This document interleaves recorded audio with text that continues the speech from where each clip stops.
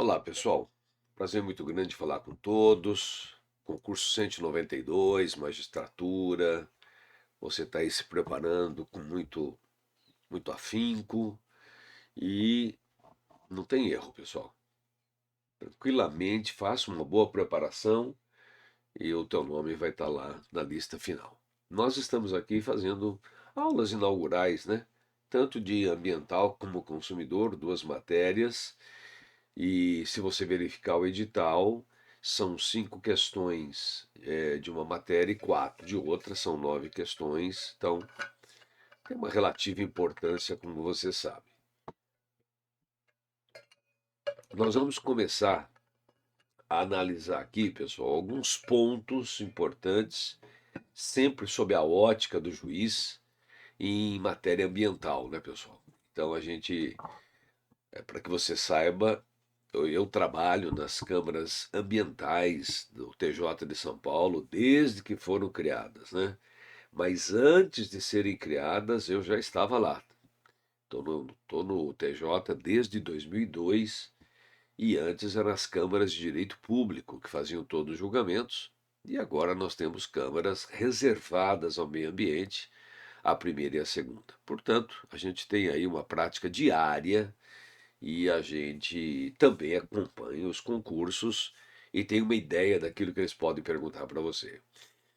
Então não se assuste, mas, por exemplo, princípios, no último e no penúltimo concurso eles perguntaram, né? Então eu separei aqui alguns princípios que eu acho que são importantes assim para o juiz. Primeiro, pessoal, primeiro é pela novidade, né? O princípio da igualdade, não discriminação e acesso equitativo aos recursos naturais. É fácil. Se você fala que todos têm direito ao meio ambiente ecologicamente equilibrado, você está falando de um bem de natureza difusa, de toda a coletividade, não só a brasileira. Não importa quem esteja aqui. E atualmente, né, se você for pensar bem, existe assim uma interrelação tão grande meio ambiente e planeta, que na verdade tudo que acontece em um país acaba de certa maneira afetando direto ou indiretamente os outros, né? Bem, então qual é o princípio? O princípio é nós temos que igualizar o acesso aos recursos naturais, né?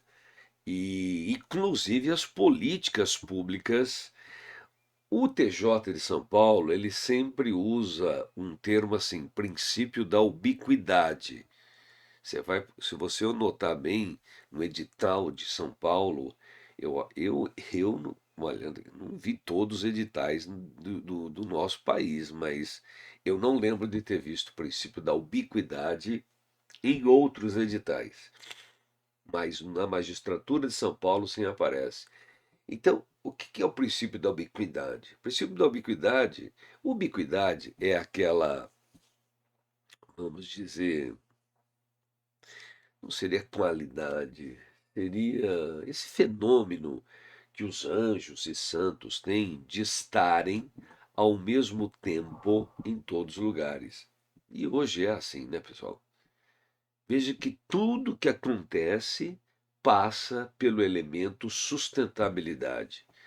Então passou a ser uma constante em toda e qualquer atividade e tal.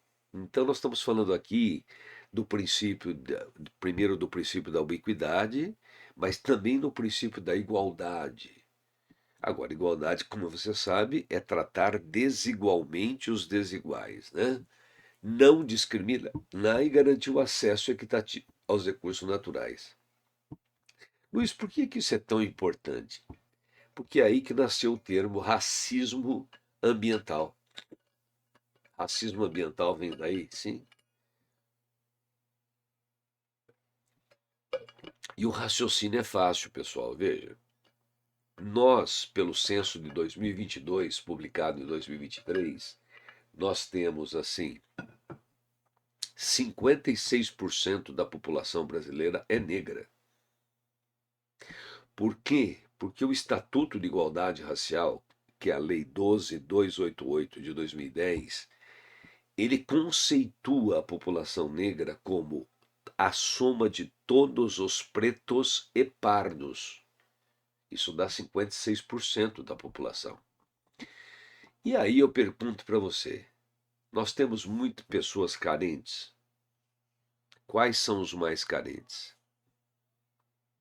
Então, a população negra, ela figura entre os mais carentes. E quantos são? A maioria. E onde eles têm as suas moradias? Muitos, não todos, né? Mas muitos ainda em favelas, cortiços, em casas, em moradias que são tendas, que são. Você percebe. Então, onde é que eu tenho menos políticas públicas para enfrentar fenômenos climáticos, que é o que nos preocupa hoje, né? Veja lá enchente no Rio Grande do Sul e tal.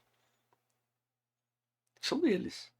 Então, eles dizem que até no campo climático e no campo de políticas públicas ambientais, eles são os menos favorecidos. Isso é um problema seríssimo, né? Então, daí vem esse termo racismo ambiental. Na verdade, significa dizer que existe até por parte do poder público um menor, né, um menor dispêndio de recursos para por essas pessoas que estão um pouco à margem, um pouco ou muito à margem, né, daquilo que a gente entende como um desenvolvimento urbano. E aí, pessoal, outro ponto que nos incomoda é esse aqui, ó. Se você considera, e todos consideram, o meio ambiente um direito fundamental da pessoa humana, você vê que não existe, então, dignidade humana sem meio ambiente equilibrado. Luiz, isso está escrito em algum lugar? Na Constituição está implícito, mas quando você pega a Lei 6938/81, o artigo 2º caput fala isso expressamente. Então, veja, nós estamos tratando aqui da correlação dignidade humana com meio ambiente equilibrado e como se trata de algo que é essencial, não está escrito no 225, que o meio ambiente ecologicamente equilibrado é essencial à sadia qualidade de vida.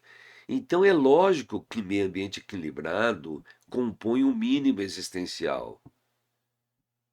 Então, na verdade, é claro que a reserva do possível é uma possibilidade do Estado acabar não cumprindo determinada política, mas é muito difícil, né? Só em situações super justificáveis é que você vai admitir a reserva do possível para excluir uma obrigação que o poder público tem. E, finalmente, pessoal, algo que está incomodando muito, que é a questão do retrocesso. Você sabe que todo direito fundamental tem a proibição ou vedação ao retrocesso. Gente, nós já tivemos um retrocesso enorme no Código Florestal e agora nós estamos aí, está em plena discussão a lei do licenciamento. O licenciamento ambiental teve uma redução bruta, mas muito bruta, no licenciamento, especialmente de grandes obras e, pior, né, as grandes obras governamentais. Porque o entendimento é que quando você tem legislação protetiva de direito fundamental, quando você vai renová-la, se ela diminuir a proteção, em tese haveria inconstitucionalidade. Lógico que os tribunais têm que reconhecer. Prevenção e precaução, pessoal, são dois princípios importantes, acautelatórios. Porque eu sempre pergunto assim, gente, quando eu quero evitar dano ambiental, qual é o melhor jeito? O melhor jeito é prevenindo, lógico. O melhor jeito de evitar dano ambiental é evitar. A resposta é tão óbvia. Qual é o melhor jeito de cuidar do meio ambiente? Evitar o dano. Então, esses dois princípios, prevenção e precaução, são princípios acautelatórios. O grande objetivo que eles têm é evitar dano. Os dois. Só que tem um detalhe. Você percebe que se eu estou falando em evitar dano, então eu tenho nos dois, tanto em prevenção como precaução, o primeiro requisito é o dano é futuro. Eu estou querendo evitar, então ele não aconteceu. O dano é futuro. Só que quando o dano é futuro, mas ele é certo, tem certeza que ele vai acontecer, você aplica o princípio de prevenção. E quando o dano é futuro, mas ele é incerto, há certa dúvida se ele vai acontecer, mas ele é provável, existe uma probabilidade séria de acontecer, é o princípio de precaução. Então, como é que funciona? Fácil. Imagine que eu tenho uma vistoria numa empresa. E aí o técnico do órgão ambiental, né, o agente vistor do órgão ambiental, ele comparece lá e ele registra. Geralmente, ele não vai colocar assim, mas eu quero que você entenda. Ele vai acabar colocando de maneira simples assim: o dano vai acontecer num futuro próximo, médio, vai. Veja que ele não tem dúvida.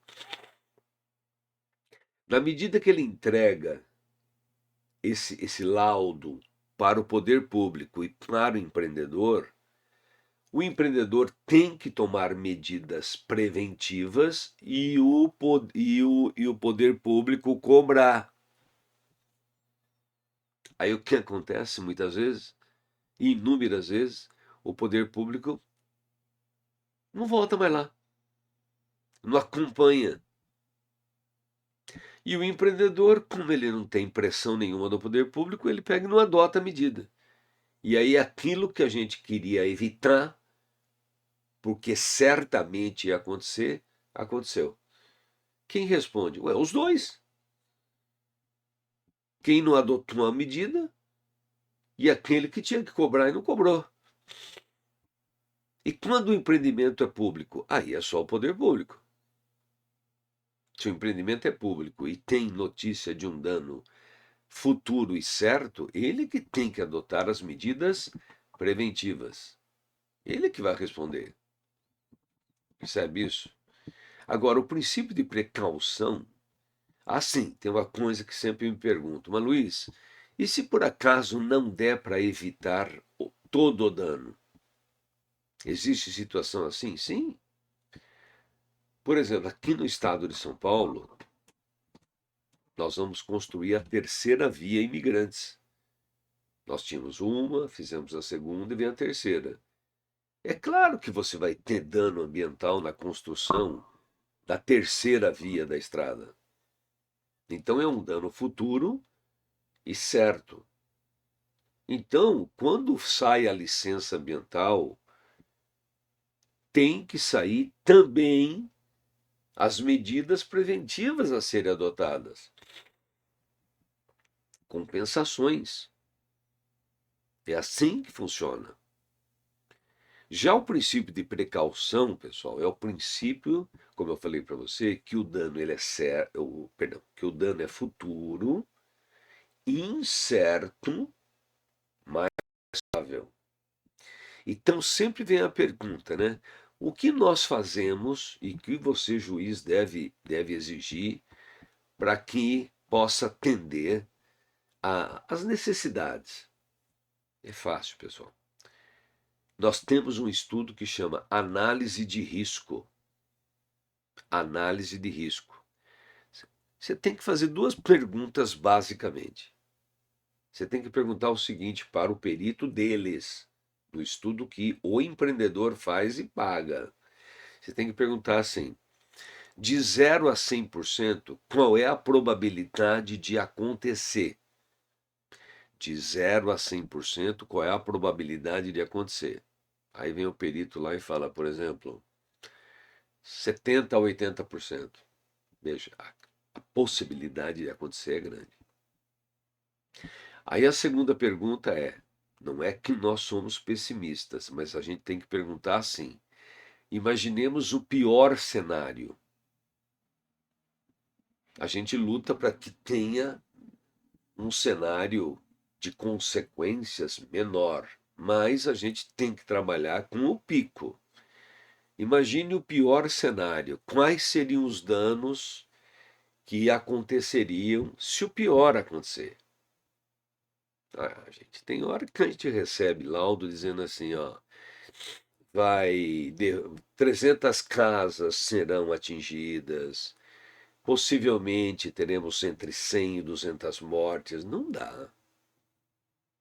Então eu já vi até em concurso perguntarem se a análise de risco for muito pesada e se não tiver uma maneira de compensar para minimizar o risco. Porque veja que aqui no primeiro, prevenção, o dano vai acontecer. Então você toma medidas para evitar o dano ou para minimizar o dano. Por quê? Porque ele é certo. No princípio de precaução, as medidas são para evitar o risco ou minimizar o risco. E aí, então, pessoal, quando você não consegue eliminar o risco, pelo menos você tem que pedir para que o empreendedor apresente, claro que o órgão que vai examinar, medidas precautórias, você não fala preventivas, precautórias, que são medidas para minimizar o risco. E aí, às vezes, pode sair a licença. E se não tiver condições, a licença pode ser negada.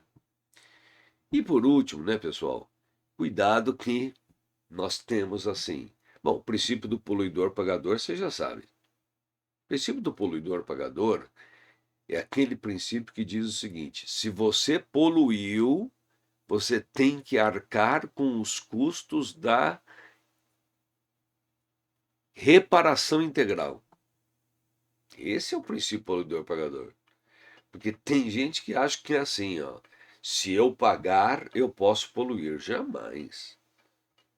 Você está lendo o contrário. Você está falando que o princípio é pagador-poluidor. Paguei, posso poluir. Não, o princípio é poluidor-pagador. Você poluiu. Então, o princípio do poluidor-pagador, ele parte do princípio de que o dano já aconteceu. Você poluiu? Sim, então você vai ter que gastar para despoluir. O desenvolvimento sustentável, que é o próximo, pessoal, ele sempre pergunta para você o que é desenvolvimento, porque você não pode confundir crescimento com desenvolvimento sustentável. Crescimento econômico, pessoal, ele se preocupa com o viés econômico. Desenvolvimento sustentável, ele é um triângulo que deveria ser equilibrado com três pontos principais: econômico, social e ambiental. Então, o princípio do desenvolvimento sustentável é o princípio que prega o desenvolvimento econômico com justiça socioambiental. É o artigo 170. Se você pega o 170 da Constituição, caput, incisos 3º e 6º, ali eu tenho o desenvolvimento sustentável. Só que quando você pensa, né, por exemplo, hoje, 2025, que dia que você acha que o mundo, que dia que você acha que o mundo gastou os recursos naturais que o planeta podia ofertar para a humanidade para esse ano? 27 de julho. Como assim? Então, pessoal, a gente só está conseguindo recuperar 56% dos recursos naturais que a gente gasta. Então, por isso que está esse caos ambiental. Aí, quando você cai no lado social, eu pergunto: 5% da população tem tudo, 95% não tem nada. Então você não tem justiça socioambiental. Então o viés que predomina hoje é o viés econômico. Só que o viés econômico prestigia poucos. Então a gente não tem desenvolvimento sustentável, não. E é gozado que eles criaram uma sigla ESG. E é de ambiental, S de social, G de governança. Perceba que é o trio que eu falei para você. E eles acham que colocaram o ovo em pé. Quando a gente fala assim, pelo amor de Deus, gente, isso aqui existe na Constituição e há muito tempo. Perceba, a Constituição fala isso desde 88, que nós teríamos que praticar a ESG todo santo dia. Então é aquela máxima que a gente fala. Vão inventando então termos, vão inventando tal e tal, como se isso é o pensamento brasileiro, né? Eu crio uma lei, eu crio uma sigla e aquilo resolve o problema. Não resolve.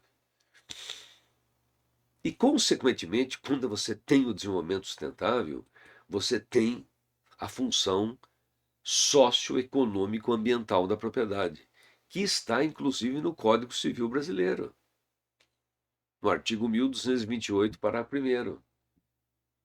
Lá está escrito claramente que toda propriedade tem que cumprir a função econômica, social e ambiental. E isso não tem acontecido. E a magistratura de São Paulo perguntou um princípio que eu nunca tinha visto. Perguntou, acho que há duas provas atrás, que é o princípio do decrescimento sustentável.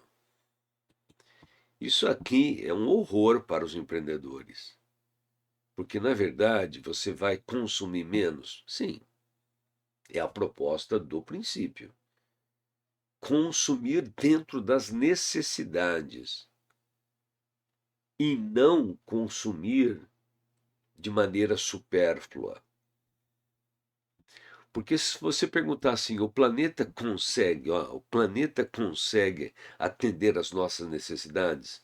As necessidades, sim. E os excessos consumistas? Os excessos consumistas, não. Só que os excessos consumistas estão concentrados numa pequena fatia da população. Então, aí já cai na ofensa ao princípio da igualdade, na discriminação. Bem, para arredondar, o G20, nós temos 196 países na ONU. O G20, portanto, 20 países dos 196 jogam 80% dos gases de efeito estufa. É sério isso? Lógico. E agora eu vou piorar. E a China e os Estados Unidos, dois países, jogam 40% dos gases de efeito estufa do mundo. Se você acha que isso é justiça socioambiental. Outro ponto importante que ele pergunta para você, pessoal, é a questão de competência. Sempre no concurso da magistratura, porque o magistrado ele tem que cuidar da competência sob pena de ter nulidade relativa ou até absoluta. Então, a competência legislativa, primeiro que a gente tem que saber o que é competência legislativa no ambiental. A competência legislativa é a competência para editar lei, mas é lei em sentido amplo. Lei, decreto, regulamento, portaria, resolução, deliberação. Gente, é tanta legislação que você não imagina. E qual é a natureza da competência legislativa ambiental brasileira? Ela é concorrente. Isso aqui para você. Então, o artigo 24 da Constituição, ele fala assim: compete à União, estados e Distrito Federal, não tem município ainda. Compete à União, estados e Distrito Federal, de forma concorrente, legislar sobre matéria ambiental. E a matéria ambiental está nos incisos 1º, 6º, 7º e 8º. Pronto. Então começa assim.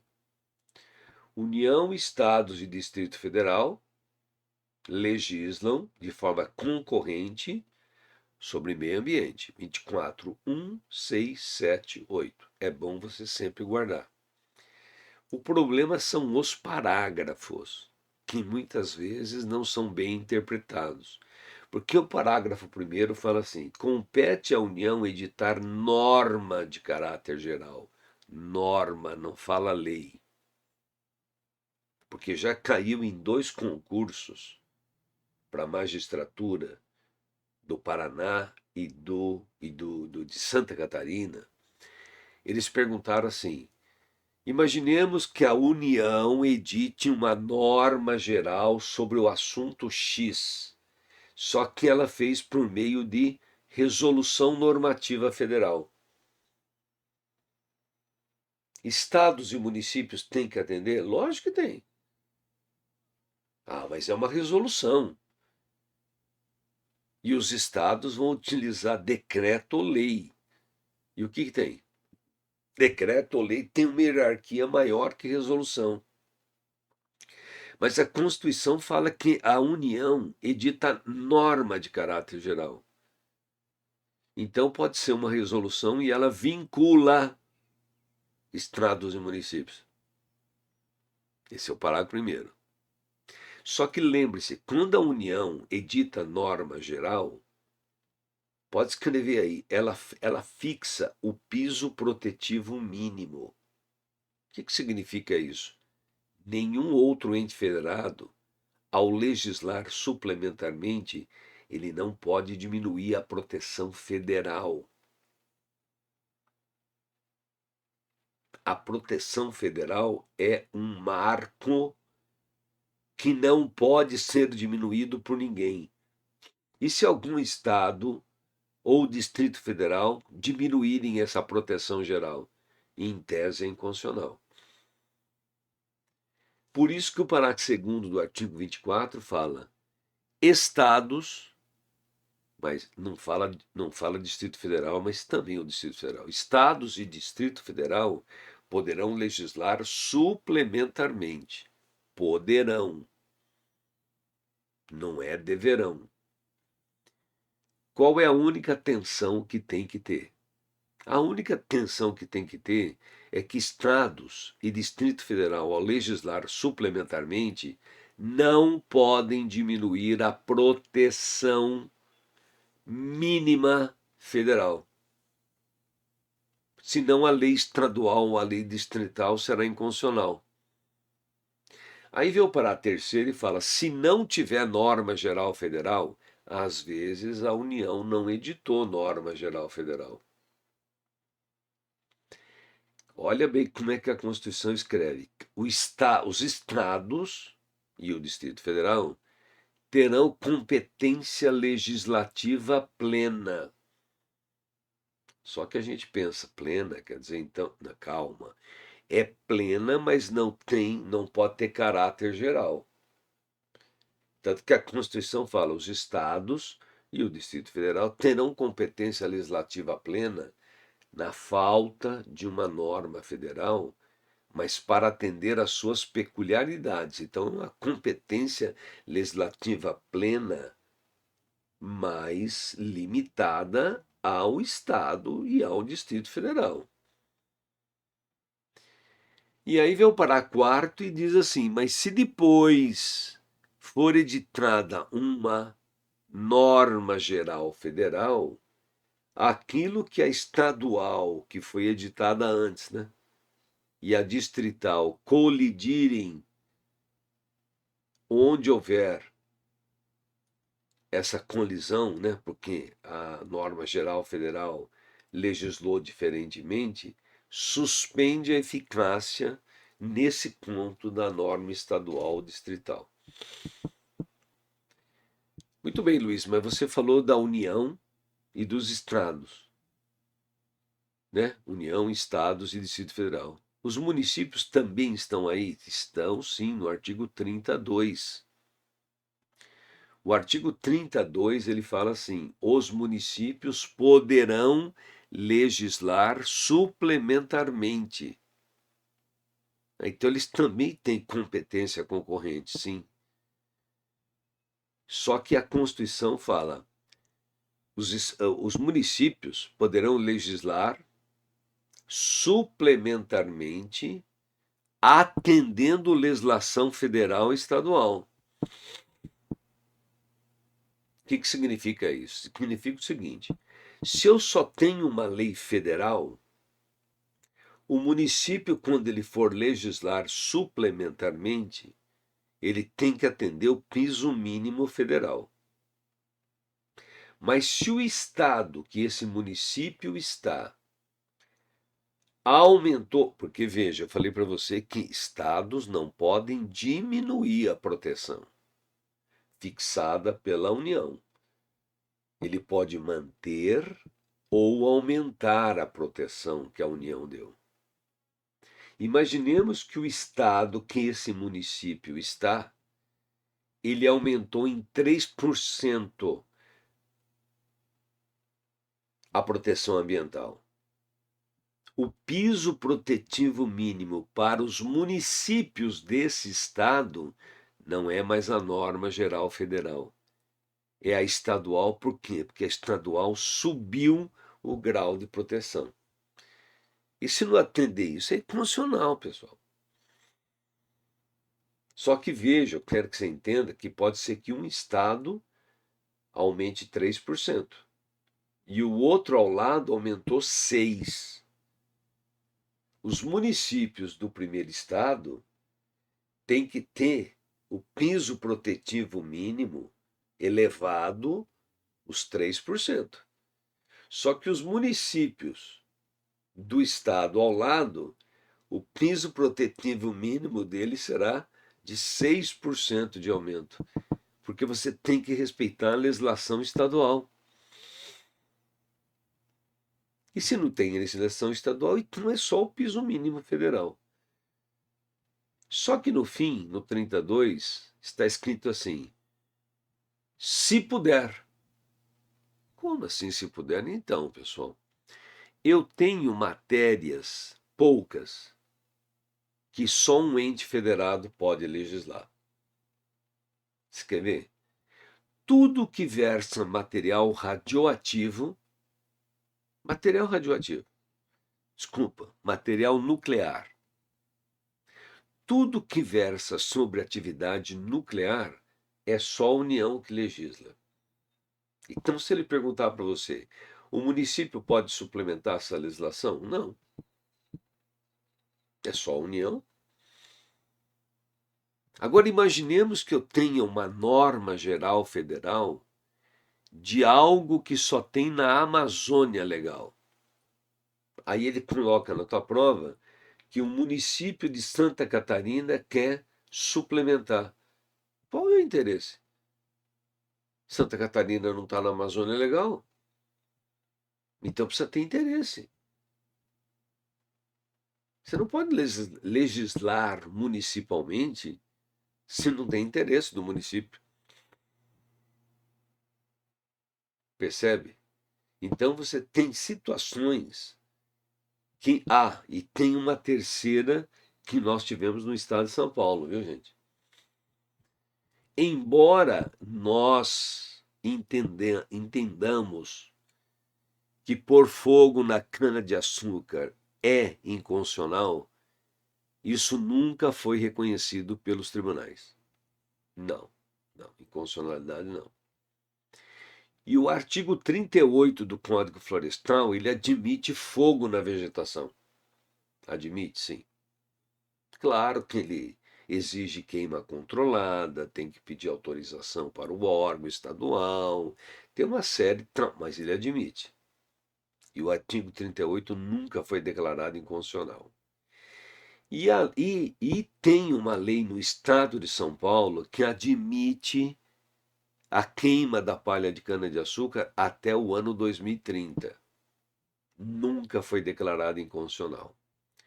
Só que aí o município de Paulínia, isso faz uns 10, 12 anos, O município de Paulínia veio e editou uma lei municipal dizendo assim: no território municipal de Paulínia não pode queimar cana-de-açúcar. Isso bateu no Supremo. Por quê? Então veja, se a legislação federal diz que pode, se a legislação estadual diz que pode, e se uma lei municipal vem e diz não pode, perceba que ela indiretamente, ela está decretando a inconstitucionalidade da lei federal e estadual. E ela não tem esse poder. Por isso que o Supremo falou. O Supremo falou assim: olha, o município poderia criar alguma restrição fora da lei federal e estadual, alguma exigência, mas não impedir o que a lei federal e estadual constitucionais permitem. E vamos terminar aqui com a competência administrativa executiva ou material. Competência administrativa executiva ou material é a competência, o ministro Herman Benjamin chama de competência de implementação, porque ele sempre fala assim: lei a gente tem aos montes. Sobram leis no país. Sobram leis no país. Só que precisa implementar. E o poder público, ele é leniente. Quando ele fala leniente, você entendeu, né? Ele é omisso. Na verdade, ele não fiscaliza.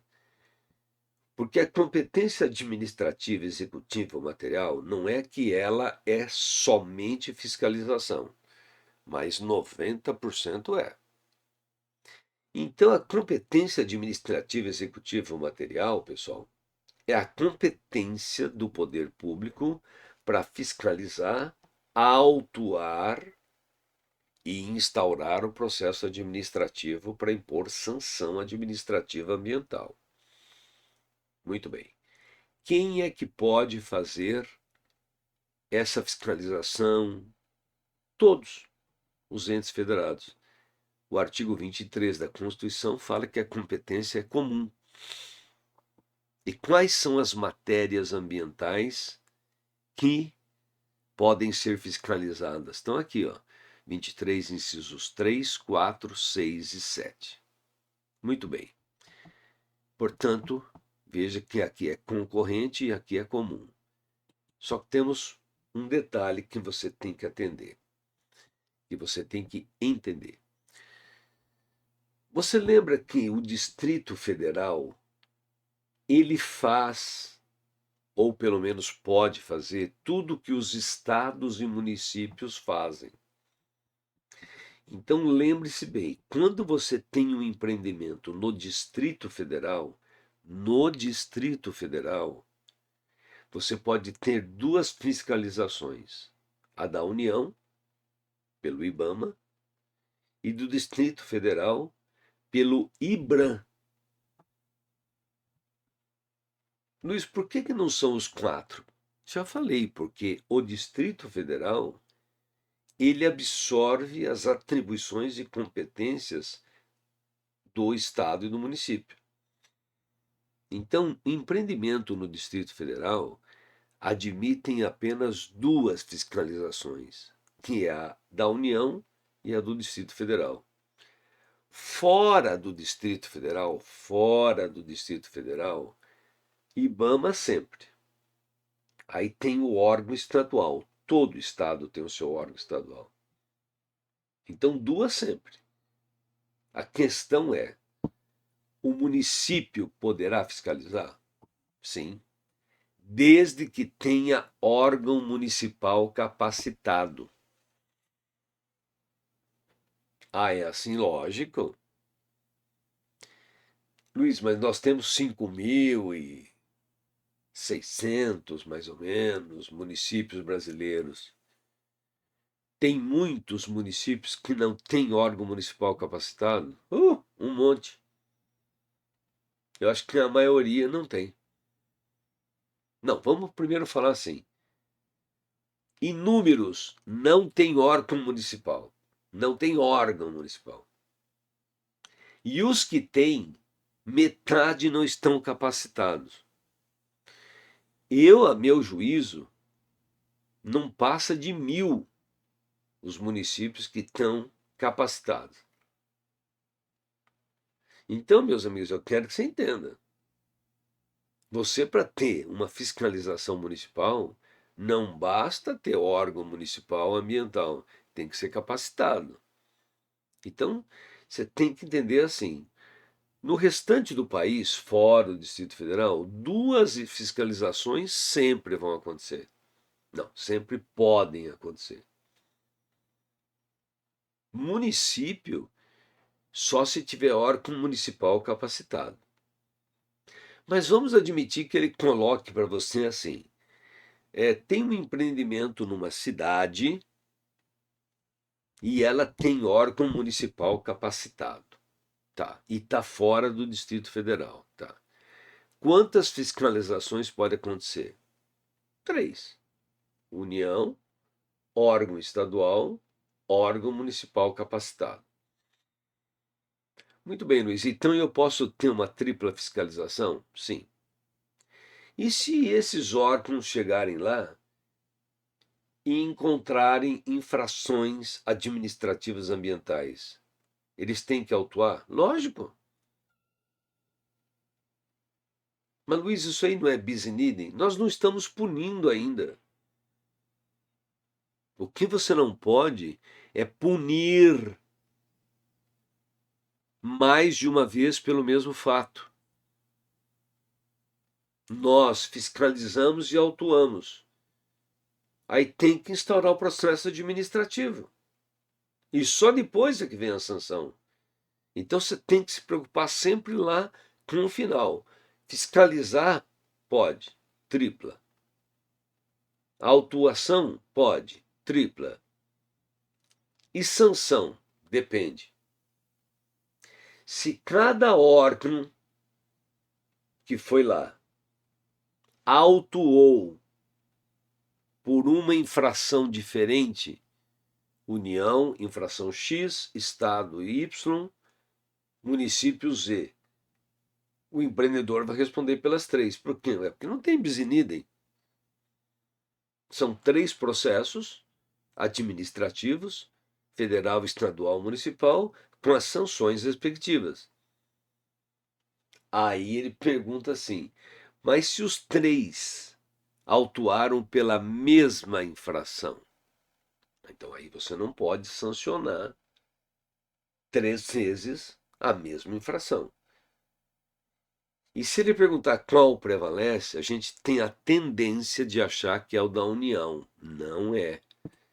Esse 17, parágrafo 3º da Lei Complementar 140/2011, ele é claríssimo. Ele diz assim: se as infrações forem idênticas, prevalecerá a autuação feita pelo órgão que tem a atribuição de dar licença ou autorização ambiental para aquele empreendimento.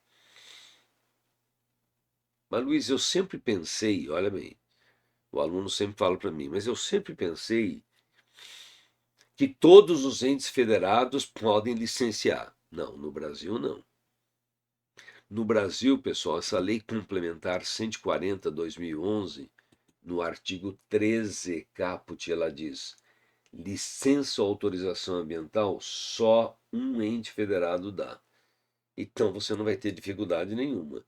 Se ele colocar lá, então, assim, ó, foi o Estado que deu a licença ou autorização, e se ele falar que Estado, União e município fiscalizaram, autuaram, e as 3 autuações são idênticas, prevalece o Estado. Maravilha! Gostou?